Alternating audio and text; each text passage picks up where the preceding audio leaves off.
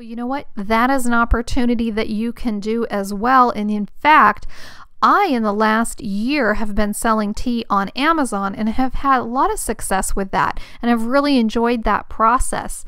So you don't even have to build your own website nowadays to sell tea online. There are some fantastic opportunities if only you know what to do and what questions to ask. But we talked about lifestyle. We said that we would talk about why your lifestyle matters. Now, we just talked about 8 different types of tea businesses. Maybe you didn't know there were 8. Well, you'll be very surprised in the Start a Tea Business class that there's over 17, and I'm sure there's more. And we talk about all of those, but it all hinges on evaluating you. What is your personal lifestyle, and what are your dreams and goals? I want to tell you a story. When I first got started teaching about the tea industry, I had an individual who took my class, and her dream at the beginning was to open a full-time tea room. But one of the things that I really emphasize in my Start a Tea Business class is taking a look at you and taking a look at your lifestyle. Well, as she began to do that, and as she worked her way through the course and started to evaluate herself through the questions that we ask throughout the course and through the exercises and the homework, she realized that she had 6 kids. She was homeschooling them, and there was no way that she could actually run a tea room at this phase in her life. Somewhere in her mind, she just thought they would just come down to the tea room with her and it would all be fine. But when she really looked at the practicalities of that, she realized, wow, this would not work. But she was able to set a reasonable goal for herself. She said, okay, I want to set that goal and I want to in 7 years have a traditional tea room, but right now I'm going to start with children's tea parties because I know lots of people that would want them. I can build up my customer base now, and as my kids age, then I can do that. And that's really what lifestyle is about. No one teaches this, and I think it's so important because you can start a tea business with a location or without a location, just like this lady, but you have to do it based on what's right for you. So what does your life look like right now? Are you at home without kids? Are you an empty nester? Are you a college student? Or are you in the middle of raising children? Do you have high schoolers that maybe are eager to help you build an online business? All of those things are going to factor in. And just because you have a dream to do something doesn't mean it's the place to start right now. You need to look at what your priorities are. What are your priorities right now?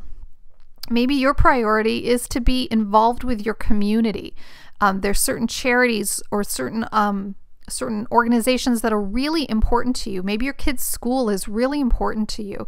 And if that's true, then you want to be building your business around your priorities. And what's your current financial situation? I've had people do really well successfully starting with almost nothing. And I've had students that have come in with $500,000. It really depends on where you are financially right now and what you want to invest to know what you need to build or how you need to start, right?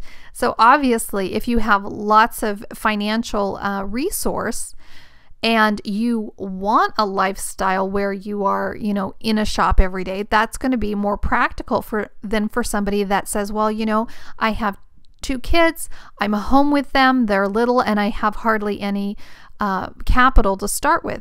If that's your case, then you're going to want to not necessarily set aside your dream of maybe owning a tea cafe, but you're going to want to start where you're at and with the budget that you have and work into it. And that's where having a plan really comes into effect. It's really important to know where you've been and where you're going.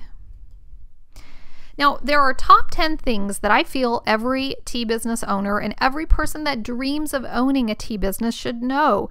And so often they're not told these things. And so I just want to take you behind the scenes here and share this with you because I think it's important. Tea is hot, and tea is a growing business. Now, I don't know if you're aware of that, but tea is actually a $12 to $15 billion industry in the United States right now. And that is only in the US. It is a multi-billion dollar industry around the globe. Tea is the second most drunk beverage in the world, next to water only. So whether you are just getting started or whether you've been in the tea industry for a while, you are in good company. Tea is also as unique as you. Just as I said that you could choose a tea business that was right for your lifestyle, there are a million different types of teas. And so you may want to specialize in a type of tea, for instance, the green teas or the oolong teas. Whatever it is that is unique and special that you have a passion for, there's a place for you in the tea industry. Baby boomers are everywhere, and more of them are aging and interested in preserving their health, and they are getting advice from their doctors and from the media and from just about anything that you pick up that tea is an avenue to increasing their health. And we talk about health quite a bit in the Start a Tea Business class, and we really go through what you need to know about tea in order to work with your clients. I've had customers or clients that have taken my class and have done really well connecting with naturopaths and actually cancer doctors in their area to provide quality tea to people who are interested in preserving their health. And believe it or not, millennials, those are the young kids, under 18 and under 25, that age group, they are more interested in tea than soda. Did you know that soda is actually going down? For the first time in history, its sales are going down. Iced tea, or RTD, which is called ready to drink bottled tea, is exploding. I mean, go to any mini mart and look, and you'll just see rows of iced tea, iced lemon tea, tea and water blends, energy drinks, all of that. And when I got started, there wasn't any of that. So it is a really big growing market, and you can get into the ready to drink bottled tea industry, and there are ways to do that. Did you know that tea has a huge markup? In some cases, you can double it. In some cases, you can go up to 1,000% markup, depending on whether you're selling it by the pot or whether you're selling it loose leaf, depending on whether you're packaging it or repackaging it. There are many opportunities and very few products out there that have the kind of markup that tea has. And not only a good markup, but a fantastic product, a product that can change lives. A lot of people don't know that you can start a tea business without a licensed kitchen. And in fact, we go through how to do that in our Start a Tea Business class. Now, if you are planning to have a traditional tea room or tea cafe or something like that, you're going to need a licensed kitchen. That's pretty much in every area. But you can start a tea business, and you can even sell and have tea packaged for you in licensed kitchens, eliminating the need for you to have one. We talk about that. It saves thousands of dollars up front and enables people who want to be able to work from home to actually do that as well. How are you guys doing? I hope you are hanging in there with me. I hope you're really excited about this information. I love sharing it. I have been, like I said, teaching for years and years.